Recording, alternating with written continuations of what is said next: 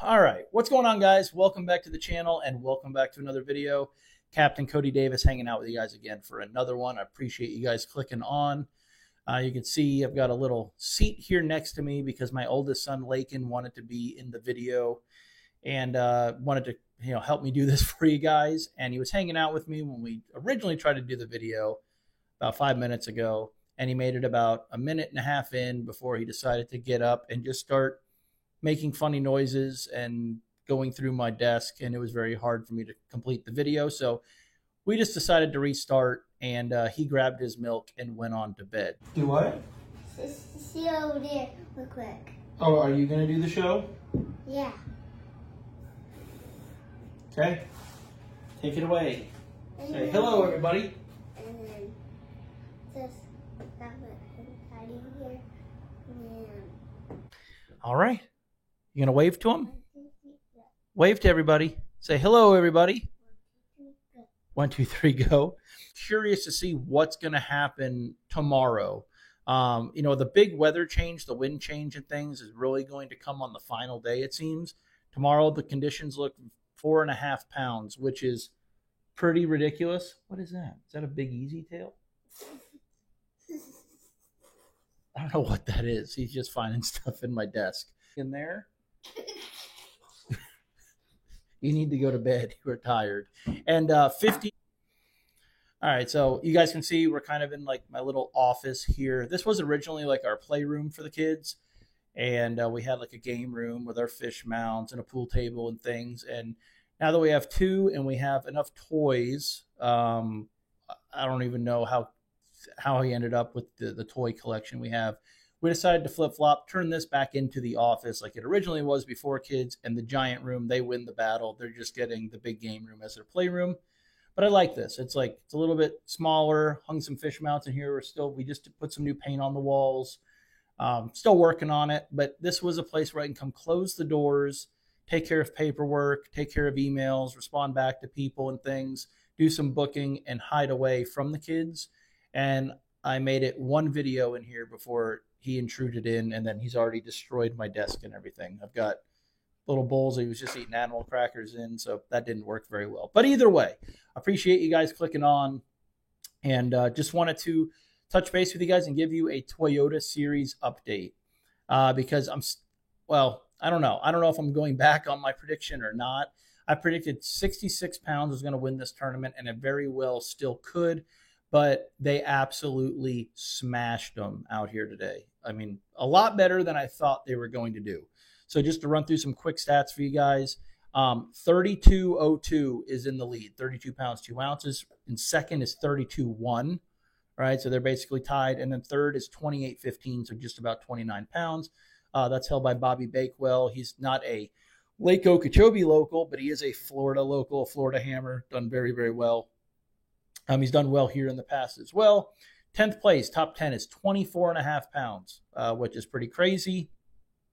Justin Morgan, who is a local guide down here, he's hanging there. I think he's tied for 10th or tied for 9th, somewhere in there. The top 20 took 22 pounds, 2 ounces to get into the top 20. I believe the top 25 fish Friday. The cut line for that is 21 pounds. And then 50th, if I'm not mistaken, is the check line. I could be messing that up, but that's taking almost 19 pounds, 18.13. We had 36 bags over 20 pounds, which is pretty freaking awesome, if you ask me. It was really cool to see, and definitely a lot better than I thought it was going to be, a lot. I thought, like I said, I thought we'd see that 30-pound bag or 2, but then I thought somewhere in I thought it'd be like 32, 30, 27, 24, and then 22, 20. But I mean, 36 bags over 20 pounds, and they caught them. And there's a lot of 14 to 18 pound bags as well, a ton. What's really cool is I did fish the lake today. I did have a trip, right? My bill's still got to get paid, but I am a tournament fisherman, and I understand how all this works. And it's really hard when someone plans a trip around a tournament like this, right? Like my customers today, they were repeats of mine. They're great guys. But I can't help but try to stay out of a tournament fisherman's way, right? Like, I mean, I want to give my clients the absolute best time, the best experience they can, because, right, it's not their fault. This is their week for vacation, so they can't help it that it was based around a tournament. And my job is to put them on fish, but I still like just feel bad about being in a tournament angler's way. But with that being said, a lot of times, if there's 45 boats in a community hole, what's 46 boats, right? But just the way the lake was fishing, I said, let's put in at this ramp, and this is what we're going to go do. I think we're going to be able to find some. I have some fish that are kind of off the beaten path. I've got a little milk run I've been doing. I tried to do it in the King of the Glades tournament Sunday, and it just didn't really work out for me. But because it's not a tournament day for me, it'll probably work out for you guys, and let's do it. And what was really cool was my guys had 25 pounds, which is awesome. We did not get a lot of bites. I'm going to say that. It wasn't like it was an on fire day. It was a little bit of a grind. It was just like a little session we did. But the bites we got were quality. We got some really good bites, and we literally saw one boat while we were fishing. One. And the one boat that we saw was the only other boat in one of our areas. We hopscotched some areas. It was like, run over here, get a bite, try these reeds, get a bite. And it was really cool. And we covered a lot of water, right? Like, I mean, I burned a lot of fuel today because I just knew it was going to be like that because I was going to do this little milk run. But saw people spread out all over the lake. At least the areas that I went, like, I did not see that many boats. I saw the biggest concentration of boats that I saw was probably, I'm going to say 6 boats. And it might have been closer to 4 or 5. No, I shouldn't say that. I did see one area that may have had 8 in like a little cluster. But what's really cool about this is the areas that I did see, let's say 3 or more boats in, were not community hole areas. These were areas that just kind of developed over like the last couple of weeks, and people found it. You have the big community holes up on the north end of the lake, in the Harney Pond area, down in South Bay.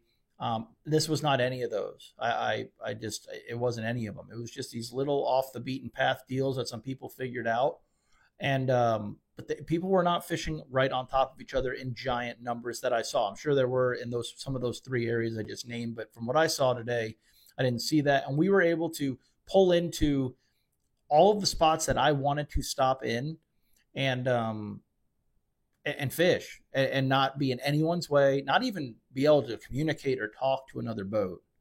So that was really cool. And that's the thing, what I've been preaching to all of you guys for so long is, if you get the conditions right, like the wind lays down for a while, it definitely opens the lake up. And the lower water, right? The water's dropping each and every day. And the lower the water gets, the bigger the lake fish is. It's so hard for people to comprehend, but this clearly showed it. And then obviously the lake reflects it because there's so many more fish caught. Like, the lake just fishes better, healthier, and bigger with a lower lake. And I just can't wait for it to continue dropping. But it's really cool. Give you a little background of our day real quick. Laid down in an area. I said they should be spawning on this. I saw some males here a few days ago, kind of cruising around, and we got 2 big bites there. Went to another area, had a couple bites. Went to this area, had a couple of bites. One thing I noticed, and I hope I'm not giving anyone's game plan or strategy away, but how shallow some of these fish are coming is, probably some of the shallowest I've ever caught them. And, it's all relative, right? Like, I've caught them shallow when the lake's real low. Like, when you're dealing with a 12-foot, 11.5-foot lake, and it's almost like they can't really help but be shallow. They want to be shallow right now. A lot of these fish that are spawning, they are spawning. I was telling Kelly today on the phone, I think some of these fish have 2 inches of water over their backs. And that's not an exaggeration. Pretty crazy.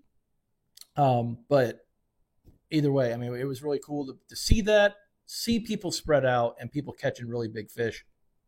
As far as like the leaders, I don't know, besides Bobby, I think I know where he was. I'm not 100% sure, and I'm obviously not going to say anything. There were a couple of people I know were, out of those 36 bags over 20, I know a couple of them, and I know where some of those guys were fishing, and it's crazy. Like, the little bit of knowledge that I have, right? There is a slight possibility the one area that we stopped in where there was one other boat. I don't know for sure. I'll find out tomorrow. I think the one other gentleman that I was sharing water with could have been the guy in the lead, but I'm not 100% sure on that. But what it seems like is I'm hearing people catching them doing everything possible, like from spawners. I know some people catching some post spawners that are schooling.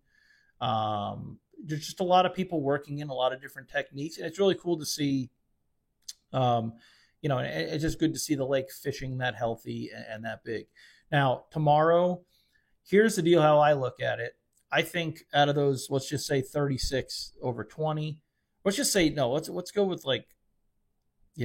50s, like the top 50.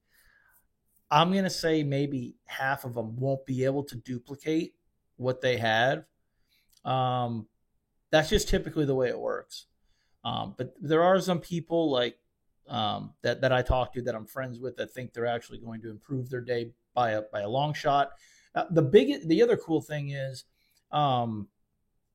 the amount of people that I've heard that lost big ones, right? Like which is a thing, right? I feel like every tournament's like, oh, you should have seen the ones I lost, the one that got away story. But literally, like the whole talk of the weigh-in was how many giants people lost. I know one of my buddies only weighed in 11 pounds and legitimately had a shot at close to 30. And Val Lazinski, right, from Gambler. He's seen 30 pounds a lot. And he's not a fish teller guy. Like he's not a fish story guy. We all lose them, but everyone was talking about how many big fish they lost. And there was a lot of really big fish brought in. And I think what happened was, in my last video, I was telling people that I think the fish were going out. I think a lot of those fish did, and I think a new wave of spawners pulled in. I'm not going to lie. Well, I can tell you this. The first spot we laid down in, I was very surprised that this little stretch was open. And if I'm being honest, this is where being a guide helps so much. And today was kind of a learning curve. Like, I found this area or this stretch, and for the last couple weeks, I've been checking it because it looked right. And I'd get a small bite here or there, and I'd maybe catch a couple of males. And I just kept telling myself, you need to keep checking this. Like, I keep coming back without even preconceived notions. I would just stop my boat there. And there was something bringing me back there. And it's because it's set up right. And it makes too much sense. And they have to show up there. I ran by it. There wasn't a boat there. I said, it's no harm at all just to lay down here. There's no one fishing it. Laid the boat down, and we caught a 7-pound post spawner. The fish was definitely already post spawn. Would have been a real giant if she was pre spawn. But it was really cool. My guy Everett threw a frog at the target. Fish rolled up on it, ate it. He stuck her, and she kind of dug in a little bit and come off. Just didn't get the frog real well. But by the size of the boil, I was like, that's a big one. And I told her, don't worry about it. We're going to come back in 20 minutes, and you're going to catch her. Because the fish was the only reason this fish would be there, just the way she was set up, like she's on a bed. Fish through the stretch, I think we call it like a 3-pounder or something. We come back around 20 minutes later. He throws a burner worm in there, hits the water on 6.5-pounder, just fat, full of eggs, tail bleeding, the whole nine. And so that's what I mean. I think there was maybe that post spawner was up there looking around for some tilapia fry or doing whatever it was doing, kind of in a random spot. And then we had a brand new, fresh, slimy, smelly lake fish right next to her. So I think a new wave of fish came in. Talking to my buddy Nick Hoining, who had, what did Nick have? 21, almost 22 pounds. He thinks the same thing. He's like, man, my fish are spawning. He's not around anybody. He said he literally does not see a boat. Didn't see a boat all day. I'm hoping he does good. And he's like, yeah, they're spawning. For sure. So, and he said they kind of came out of nowhere because he really didn't get this many bites in practice. So I think that's going to happen to a lot of people. I think it did happen to a lot of people. I'm willing to bet that a lot of these people that did have a big bag did not see it coming.